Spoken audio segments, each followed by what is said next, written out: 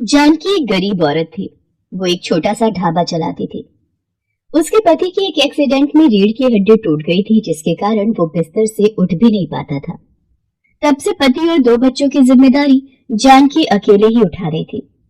जानकी ढाबे पर पूरा दिन मेहनत करती और जो भी कमाई होती उससे घर का गुजारा करती थी। कुछ दिनों से जानकी के ढाबे पर रोजाना एक बूढ़ी औरत खाना खाने आने लगी थी। उस गरीब औरत के पास खाना खाने के पैसे नहीं होते थे, इसलिए जानकी उसे मुफ्त में ही खाना खिलाती थी। ये लो अम्मा, आराम से खाना खाओ, मैं तुम्हारे लिए रायता और ठंडा पानी लाती हूँ। जीती रहो बेटी, भगवान तुम्हारा भला करे। तुम मुझ गरीब लाचार बूढ़ी को रोजाना भरपेट खाना खिलाती हो, ये सबसे बड़ा पुण्य का काम है। धन्यवाद अम्मा, मुझे आपकी दुआओं की बहुत जरूरत है। बस आपके आशीर्वाद से मेरा ये ढाबा चलता रहे, यही दुआ देना। हाँ बेटी, ऐसा ही होगा। जो दूसरों की मदद करता है, ईश्वर हमेशा उसकी सहायता करते हैं। ऐसे ही दिन गुजर रहे थे। जानकी रोजाना सुबह अपने पति को दवाई और खाना देकर बच्चों को स्कूल भेजती और ढाबे पर आ जाती। सारा दिन ढाबे पर काम करती और रात को थकी हारी घर लौटती। जानकी, तुम कितनी अच्छी हो। तुम मेरी और बच्चों की कितनी सेवा करती हो। सारा दिन घर का भी काम, ढाबे पर भी काम। तुम कितना थक जाती होगी। अरे, जब आप और बच्चे मेरे साथ बातें करते हो तो मेरी सारी थकान मिट जाती है। ऐसे ही बातें करते हुए न जाने जानकी की आंख कब लग जाती है, उसे पता ही नहीं चलता। अगले दिन जानकी जब ढाबे पर पहुंचती है तो वो हैरान रह जाती है। उसके ढाबे के सामने एक नया ढाबा खुल गया था। अब लोगों की भीड़ वहां लगनी शुरू हो गई थी। ये मेरे ढाबे के सामने नया ढाबा कैसे खुल गया? मेरे ढाबे पर तो कोई भी ग्राहक नहीं आया। सब सामने नए ढाबे पर ही जा रहे हैं। अब क्या होगा? अगर मेरे ढाबे पर कोई नहीं आया तो बना हुआ सारा खाना बेकार जाएगा। मैं कैसे कमाई करूंगी? जानकी अभी इसी परेशानी में थी कि तभी वो बूढ़ी औरत वहां आ जाती है। जानकी बूढ़ी औरत को खाना देती है। क्या हुआ बेटा, तुम किस परेशानी में हो?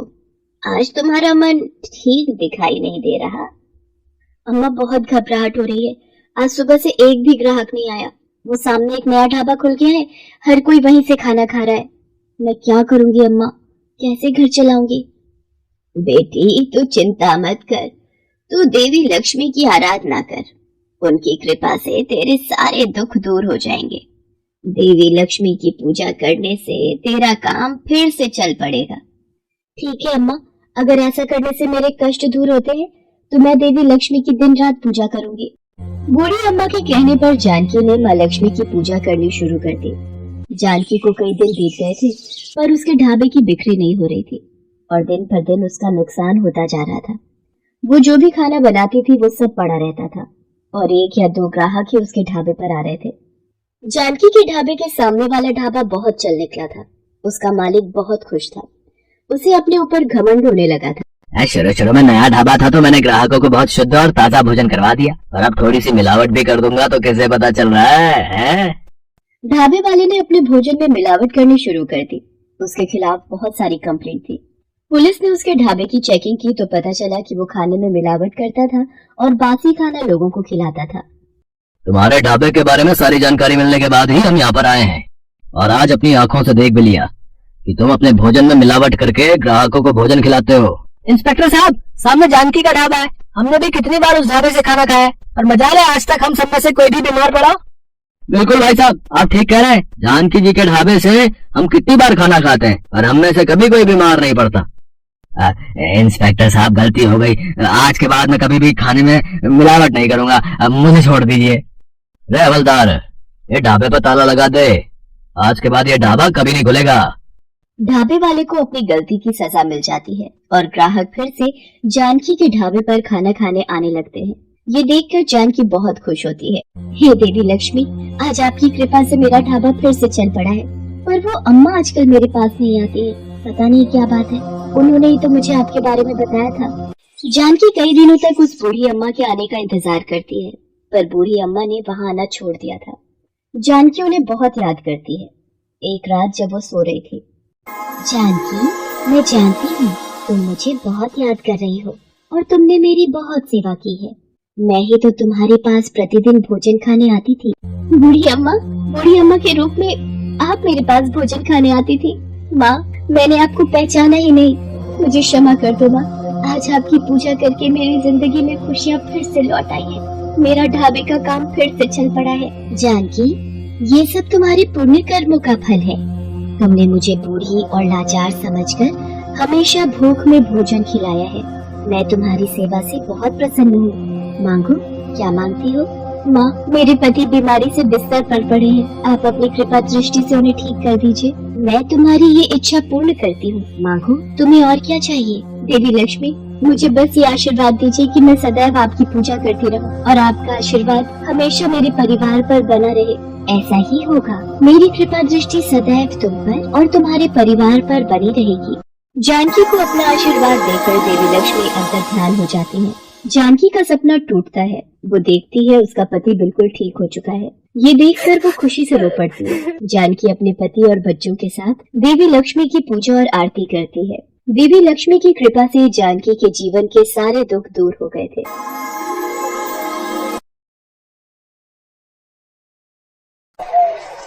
कहते हैं जिस किसी पर भी माता लक्ष्मी की कृपा हो जाए उसके जीवन में फिर कोई परेशानी नहीं आती।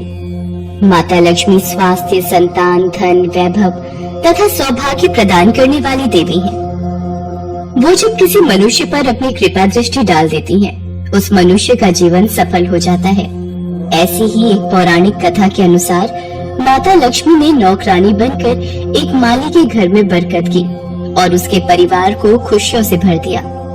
एक बार की बात है, भगवान विष्णु का मन शेषनाग पर बैठे बैठे बहुत उदास हो रहा था।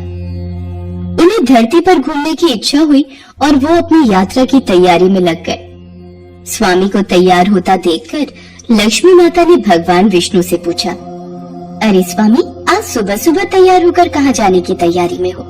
देवी लक्ष्मी, पता नहीं मन कुछ उदास है, इसलिए मैं धरती लोक पर भ्रमण करने जा रहा हूँ। हे देव, आप धरती पर भ्रमण के लिए जाएंगे तो आपके बिना मेरा मन भी नहीं लगेगा।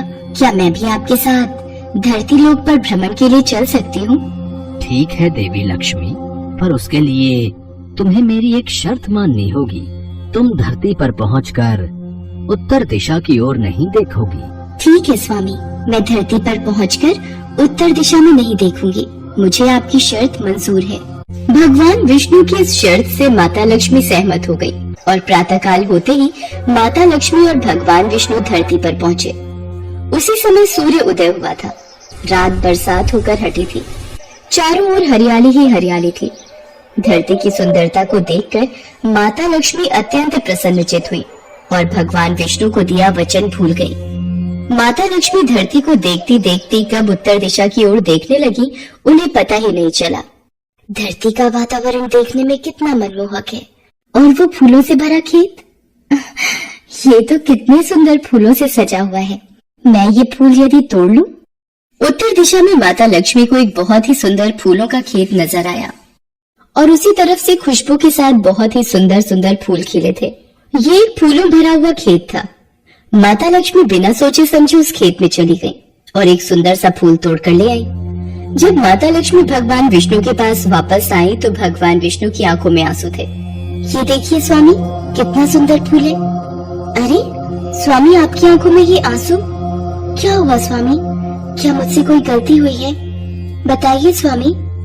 देवी लक्ष्मी, आप मेरा वचन याद नहीं रख पाई। शर्त के अनुसार आपको उत्तर दिशा में नहीं देखना था और साथ ही साथ आपको ये भी सोचना था कि किसी की कोई भी वस्तु को कभी भी किसी से बिना पूछे नहीं लेना चाहिए। स्वामी, मुझसे भूल हो गई, मुझे क्षमा कर दीजिए। देवी लक्ष्मी, आपने जो भूल की है उसकी सजा आपको जरूर मिलेगी। जिस माली के खेत से आपने बिना पूछे फल तोड़े हैं, ये भी एक प्रकार की चोरी है।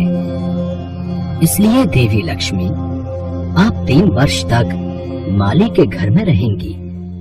इसके बाद मैं स्वयं आपको वैकुंठ वापस बुलाऊंगा। जैसी आपकी आज्ञा स्वामी। माता लक्ष्मी ने चुपचाप सिर झुकाकर वचन स्वीकार किया और भगवान विष्णु वैकुंठ लौट गए। माता लक्ष्मी ने गरीब लड़की का रूप धारण कर लिया। खेत के मालिक का नाम माधव था। माधव की पत्नी 2 बेटे और 3 बेटियां थी। सभी उस छोटे से खेत पे काम करके किसी तरह से गुजारा करते थे। खेत के पास ही माधव की झोपड़ी थी। माता लक्ष्मी माधव की झोपड़ी पर जाती हैं। माधव लड़की को देखकर पूछता है, तुम कौन हो और इस समय तुम्हें क्या चाहिए? मैं तुम्हारी क्या मदद कर सकता हूँ? मेरा नाम लक्ष्मी है। मैं एक गरीब लड़की हूँ। मेरी देखभाल करने वाला कोई नहीं। मैंने कई दिनों से कुछ भी नहीं खाया। मुझे कोई भी काम दे दो और मैं तुम्हारे घर का काम भी कर दिया करूंगी। बस मुझे अपने घर में एक कोने में आसरा दे दो। माधव बहुत ही अच्छे दिल का आदमी था। उसे लड़की पर दया आ गई। वो लड़की से बोला, देखो बिटिया, मैं तो बहुत ही गरीब माली हूँ। मेरी कमाई से मेरे घर का खर्च बड़ी मुश्किल से चलता है। लेकिन अगर मेरी 3 की जगह 4 बेटियां होती तो भी मैंने ही गुजारा करना था। जैसा रूखा सूखा हम खाते हैं वही खिला सकता हूँ। यदि तुम मेरे यहाँ यही रूखा सूखा खाकर खुश रह सकती हो तो अंदर आ जाओ। आपने मुझे अपनी झोपड़ी में शरण दी। आपका बहुत बहुत शुक्रिया। माता लक्ष्मी 3 साल माधव के घर पर नौकरानी बनकर रही। जिस दिन माता लक्ष्मी माधव के घर आई थी, उसी दिन से ही माधव को इतनी आमदनी हुई कि उसने एक गाय खरीद ली। अजी, ये नई गाय खरीद लाई? ये तो बहुत अच्छा हुआ। आज तुम्हारी आमदनी बहुत अच्छी हुई। सरला, सब माता लक्ष्मी की दया है। माधव, मैंने कोई चमत्कार नहीं किया। ये सब तुम्हारे दयालु स्वभाव का ही फल है जो आज तुम्हें प्राप्त हुआ है। तुमने तो मुझे एक गरीब लड़की समझकर अपने घर में शरण दी है। धीरे धीरे माधव की आमदनी अच्छी हो गई। उसने जमीनें खरीद ली और फिर एक बड़ा पक्का घर भी बनवा लिया। सारी सुख समृद्धि, गहने, कपड़े, जेवर, सब कुछ अब माधव और उसके परिवार के पास था। लक्ष्मी माधव के घर और खेत में काम करती रहती थी। एक दिन माधव ने सोचा, मुझे ये सब इस लड़की लक्ष्मी के आने के बाद मिला है। जब से ये मेरे घर आई है, मेरी किस्मत ही बदल गई है। माधव लक्ष्मी के बारे में सोच में ही था कि एक दिन जब वो अपने खेत से काम खत्म करके घर आया तो अपने घर के सामने द्वार पर एक देवी स्वरूप गहनों से सजी एक लड़की को देखकर हैरान रह गया। उसने ध्यान से देखा। अरे, ये तो मेरी मुंह बोली बेटी यानी लक्ष्मी है क्या? ये तो साक्षात माता लक्ष्मी है। सरला, सरला, बच्चों के साथ बाहर आओ। माता लक्ष्मी स्वयं हमारे द्वार पर आई है। माधव का पूरा परिवार बाहर आ गया। सब हैरान होकर माता लक्ष्मी को देख रहे थे।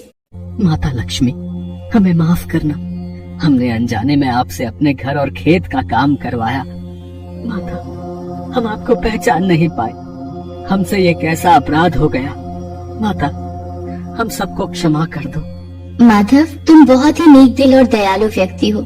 तुमने मुझे आश्रय दिया, 3 साल तक अपनी बेटी की तरह रखा।